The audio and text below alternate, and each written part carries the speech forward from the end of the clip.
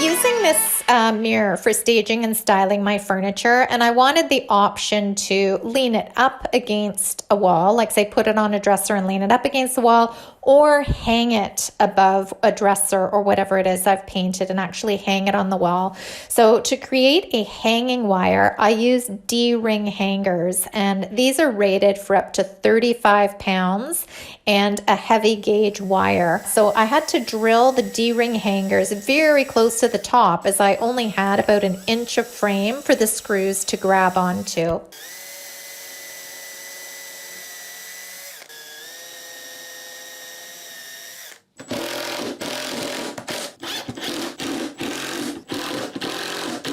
Once the D-rings were drilled in, again, I use this heavy gauge wire to wrap around the D-rings, and I close them up using pliers.